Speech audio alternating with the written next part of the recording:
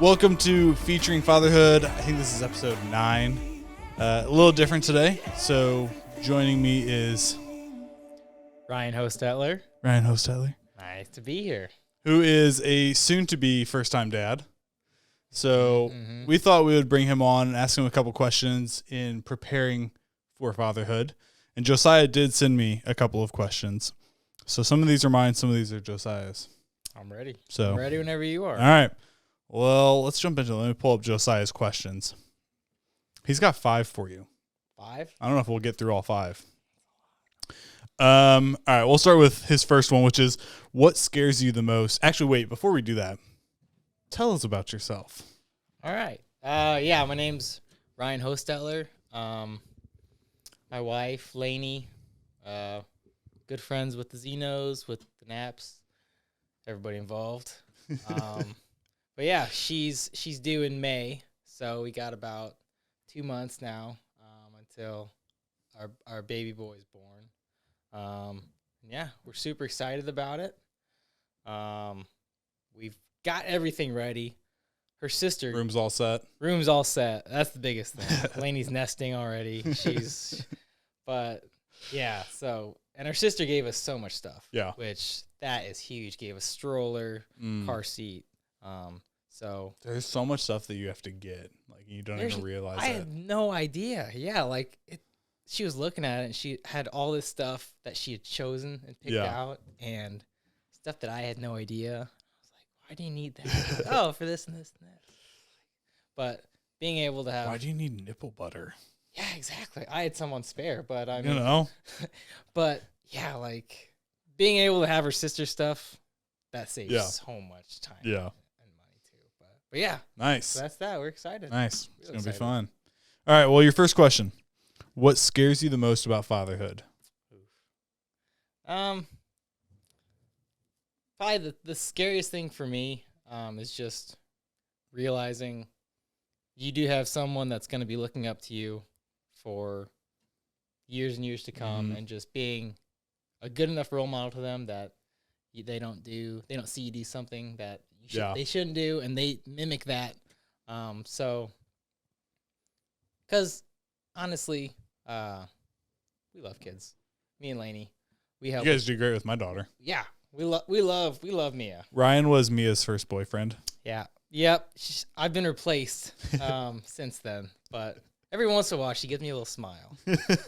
but yeah, so we're not super worried about just taking care. Yeah. But it's just kind of setting the example.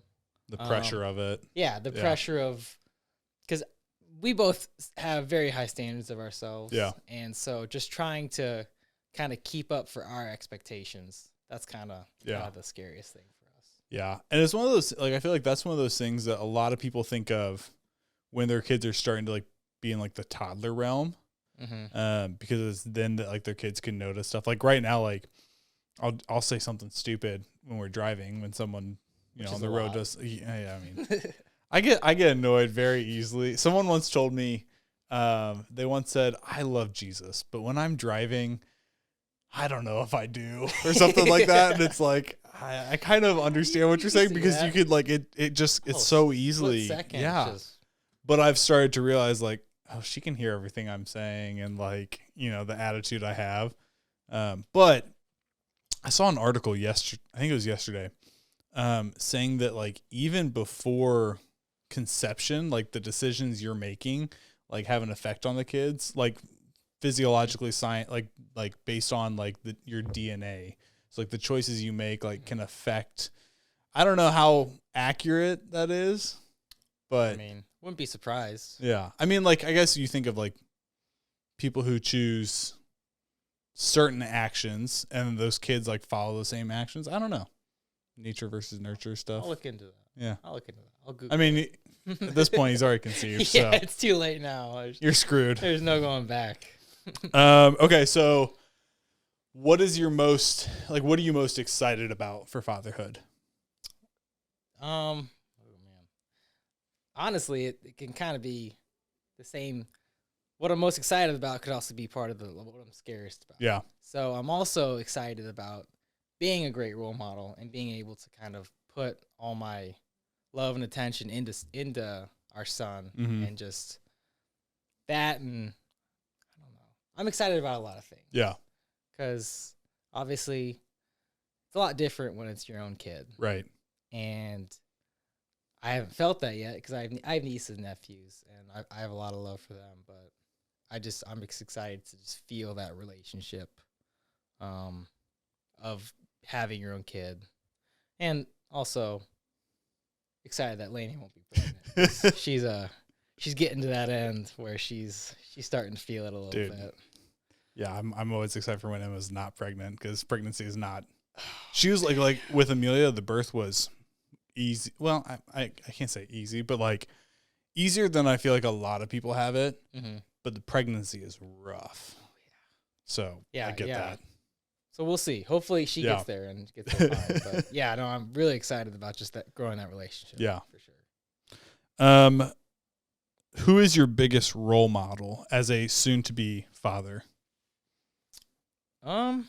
Probably. So I've got two. So obviously my own father. He's probably the biggest, most influential one. Which he came from a family where they were very old-fashioned, Mm-hmm.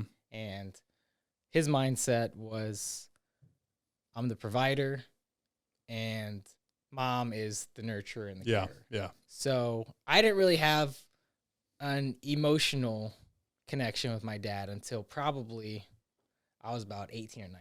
Okay. He focused on just strictly providing, taking care of anything that we would need. Yeah. But once, because I was the baby too, so once I got out and moved, that's when they were empty nesters, and they kind of like, oh shoot, we don't have any kids anymore. So that's when we kind of opened up on a more emotional connection, which that's great. And then the other role model I have is one of my best friends back home. He had his kid, and it was like a couple years ago, I think. And whenever I hang out with him, just seeing everything that he does. Yeah. Because like when he had a kid, I was like, oh no, this guy's having a kid. This is not gonna end well. He's super immature. But he said, like, I sat down and talked to him. He said, once I had this kid, like, I just knew I had to change. Yeah. And like just seeing the difference, just seeing the commitment and time that he's put in from before to now, it's night and day. Yeah. And so that really, he's a good role model to me for that. Like, as long as you put in time and effort, Mm-hmm. you're going to be fine. Yeah. Yeah. But yeah, so those are probably my two that stick. Okay. Nice. And you, of course. And me, of course. Of course. I mean, Suck it, Josiah. that's kind of Josiah. Okay. He's not here though, so it doesn't It's count. true. Ryan said, I'm a better role model than Yeah, you can send. put it in caps. What are the things that, like how prepared are you? Like, if you know how to change diapers and. Oh yeah. If the baby would come today, I'd be completely prepared. Okay. I've changed diapers. The only thing that I have not done for a baby pretty much is I have not sucked the snot out with those little. Oh, dude, they hate it. Oh, I would too. Mia absolutely hates it. That's like the only thing that I haven't done to a baby. Yeah. Because I haven't had the need to. Yeah. Luckily. Get the if you don't know what he's talking about, like the little, like there's like a tube thing that you stick in the baby's nose, and then it's got like a hose running to it, and you suck it. And Looks awful. yeah, it looks like a torture device. Yeah. Honestly. Because there's that, and then there's also like almost like the turkey baster thing. Yeah, which those never worked well for us. Weird. Yeah. Yeah. But yeah, no. Other than that, we're ready. Feel like you're set. Lainey's ready because I mean we've babysat Yeah. nieces and nephews who are. Babysat Mia before. Yeah, we did. I forgot about that. And she's alive. She didn't. Have She did survive. She didn't have any bruises, so that's a win in my That we books. saw. Well, yeah, we mean- hit them pretty good. but yeah, no. We're not condoning that. So what about like the birth process? Like, are you feel like you're gonna be like how do you feel like you're going to be at the hospital? Like me specifically. Yes, like you specifically. I think I'll be fine. The biggest thing, I'll just have to be hands and foot with Lainey. Yeah. Just waiting for anything that she would need. For the actual delivery, I think I'll be fine. Because I've helped birth cows, so 'Cause it's the same thing. So I'm not super squeamish. It's not. It's a little different, just a A little different. But Laney's not a cow. Laney's obviously not a cow. I won't have to help much, thankfully, this time. You don't gotta put like the little chain on the feet and like do the lever action thing. Put the sleeve all the way up to the shoulder and go digging. No. With that, I'm just gonna be worried about Laney. Honestly. Yeah, That's gonna be the biggest thing. Just seeing how she handles the pain and all that. But I don't think I'll pass out. Yeah. Some of my buddies have passed out, and I make fun of them for that. So If I pass out, I'll feel. We will make fun of you. I'll feel pretty stupid. But we'll see. Yeah. How'd you do for the delivery? How did I do? I mean, it was so easy with Emma because like her pregnancy her birth was just super easy. Like she was induced and like really, I mean, she felt the contractions, but they weren't painful all up until I think like they came in and broke her water when she was around 5 centimeters. And then it was like, I don't know, maybe an hour to an hour and a half until Mia came. And so like that last bit was where the contractions got more intense. But like, even for her, like she was like, yeah, I mean, they hurt, but they weren't unbearable, especially because, like she was recognized, like she had the monitors on so she could see like when the contractions were rising and then when they were dipping. And so that was her biggest thing. She was like, I mean, you only got to last, a minute and a half, and then you get a little bit of a break. So for me, it wasn't that hard. Like I didn't really have to do much. She didn't like I tried doing like counter pressure at one point. Mm-hmm. She hated it. She was like, don't do it. And I was like, okay. All right. I'll just I mean, really, I mean, I just kind of like stood back and let her do her thing. When she needed me for something, I was there for it, but like she crushed it. So I remember though, the most difficult part was when Mia was actually born, because so Emma has been at births with her job. She's been at the birth center and all that sort of stuff. And so she had told me like I had learned from other births she went to when there was like issues, like how the midwives react, and they get like very like directive and calm, but it's like, I need you to do this, this, and this. Mm-hmm. And there was like, when Amelia was born, like, I was kind of standing a little bit further back because there was like 3 midwives or maybe 2, because one was training and then there was like 3 nurses. So there was a lot of people in the room. But like the midwife got very directive and calm, and like Mia wasn't crying right away. And so I got super nervous that something was wrong, which I think like, something with the cord. It wasn't that bad, but like in my mindset, I'm thinking like, oh, I know what they do when they, when this happens. And so I was a little nervous, but other than that, it was fine. Yeah. You'll handle it. Yeah, we'll get through it. You don't have to wear a mask anymore though. Yeah, they get rid of masks. That was the most annoying thing. That is so nice. I walked in the first time for the appointment. They're like, yeah, we don't need to wear a mask. Yeah. No, we had to. They're like, you don't have to wear it when you're in the room, but when people come in, you got to put it on. I'm like, are you kidding me? Like, you're going to make her give birth with a mask on? Oh. Which I think at that point we were like, screw it. We're just not doing it. So did they slap a mask on the baby as soon as she came out? Oh, okay. Yeah. Okay, that's the best. Yeah. Okay, this one comes from Josiah, and there is a right answer and a clearly wrong answer. Oh, man. Who is the better looking father, Zach or Josiah? Are we saying right now or in college? Oh, well, if it's in college, we know who the loser is for that one. Man, I don't know. See, you guys have a lot of similar features. Very similar. So it's hard to decide, really. There have been multiple times where Amelia has run to Josiah, like saying Dada, and then she realizes it's not like Dada, and she's like, oh. Man, I'll have to think about that one. Well, I need like a picture of, or if only Josiah was here. Pull up a picture of Josiah. Are you gonna FaceTime him? I was gonna FaceTime him. Cause I just gotta. I mean, my memory is only so good. I'm not sure if Josiah has a stash right now. It's very light. Like his beard is very light right now. And he's got a little bit more of a stash. I will say he can pull off a stash better than I can. Pull off a stash. All right, we're on the question of who looks better, and he needs to reference. I gotta have side by side. You're disturbing my sushi date. Oh, sorry. Well, sorry, Sarah. Well, then we'll make this quick. Zach. I win. Bye. Little does he know it's a tie. I just wanted to see what he'd say. Well, just wanted to screw with him a little bit. All right, so here's another more serious question from Josiah. So he says, becoming a father takes sacrifices. Is there something you don't feel like you're ready to sacrifice or scared to sacrifice in preparation for becoming a father? I think the biggest thing that me and Lainey will both have to get used to for sacrificing is obviously a lot more of our free time. Yeah. So, which I mean, with that, we don't really do a whole lot. Especially with Lainey pregnant, we stay at home a lot of the time. Yeah. Because she's like, I don't really feel like going out. But like, as far as hanging out with friends, obviously we'll have to sacrifice, and you've ran into this where, let's say, kids acting up and you're gonna have to leave early or something. Right.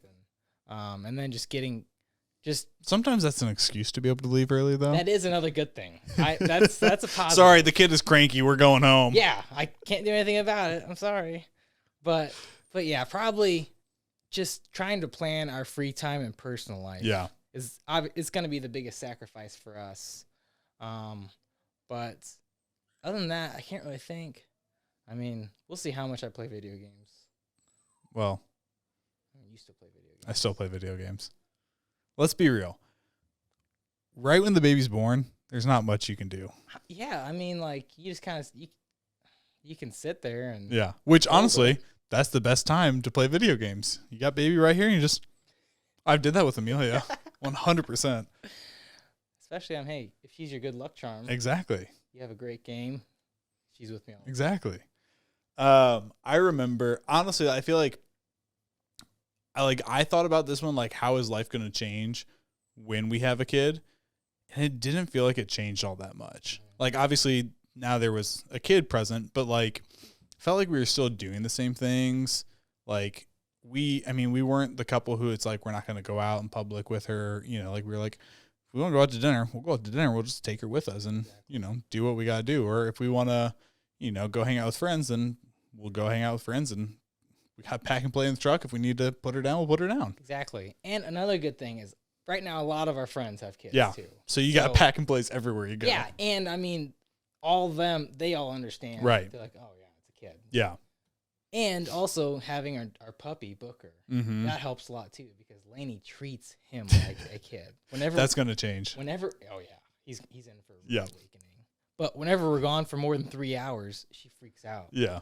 He's in his cage. Oh no, we have to go home. We have to let him out. We're like, babe, we're not driving 40 minutes back. Just to let him out. Just to let him out. He'll survive. So that's Though I don't recommend keeping your kid in a cage for 3 hours. Yeah, I don't think so either. I don't know how they'd like that. But yeah. So I think it'll be an adjustment, but at the same time, we kind of get used to it. Yeah. But we'll see. All right. We'll see. You never know how he's gonna come out. He could be a great kid, or he could be colicky. He could be colicky. Could be rowdy. Which, side note, have you ever seen like the TikTok videos of like colicky kids being taken to the chiropractor? Dude, it's nuts. What happened? Like, they give like the baby an adjustment, and like it cures the colickiness. Cures it. I don't know if cures is the right word. Cures. Or also, I've seen the other ones too, where kids like haven't pooped in like a week, so they take him to a chiropractor, and he does like the adjustment, and then you just hear the kid fart massively. That feeling would be amazing. So good. Honestly, I love going to the chiropractor. I haven't been in a while, but I haven't been in a long time. But when there was a season where I was going regularly when I was still on my parents' insurance. And it was so nice. Favorite is when you lay on your back and they pull your neck, and then they just. The guy I went to had the gun. Oh yeah, where he'd go down like your spine and all that. Yeah. That was nice too. Super nice. Good times. I miss the chiropractor too. I feel old. We need to find a chiropractor friend. who can give us free adjustments. My brother-in-law is going to be a chiropractor, and so I'm like, dude, I can't wait till you're one. You just have that gun that you can take with you places. Come give me an adjustment. I got to get a chiropractor friend too. My friend lives in Texas. Yeah, that's too far. It's expensive chiropractor. Yeah, for real. All right. So now here's the questions that we're going to come back to after baby and see how well you did. Oh boy. So, who is going to get up more in the middle of the night with baby? Well, I'm a deep sleeper. I sleep through literally anything. So you're screwed. So what I'm saying is I'm going to get slapped a lot in the middle of the night saying, oh, he's crying. Go pick him up. So it's probably going to be Lainey. Lainey will get up at the smallest little cry. Yeah. Probably at the very beginning. But yeah, it's definitely going to be her. Okay. Who's going to change more diapers? I mean, when I'm home, I'm going to change a lot of diapers because I feel like she'll make me because she works from home. So I think she's going to have him for a couple days. Yeah. Just at home. So, but I think she's going to change more diapers too. Okay. She's good at it. She's really good at it. She's better than me. I've only changed like 3 or 4. Oh, wow. Practice makes perfect. But I'll get some YouTube tutorials There you for go. speed. There you go. I'll time myself. I wonder what the world record is for fastest diaper change. Let's look it up. It's got to be like half a second.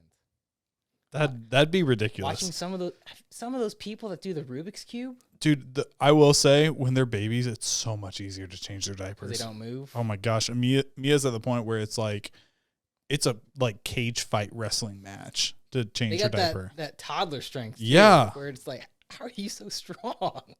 You're stronger than I am. It's ridiculous. One. Fastest diaper change. Who holds the record for the fastest diaper change? Adam Cuban? Mark's brother. Yeah. I don't know if that's actually right. It was the first thing that popped up. And my internet is sucking. So the question goes unanswered. Guess we'll never know. It's Comment and put your comment down below as to what Ryan you think it is. Hochstetler in 6 months. That's what it's going to be.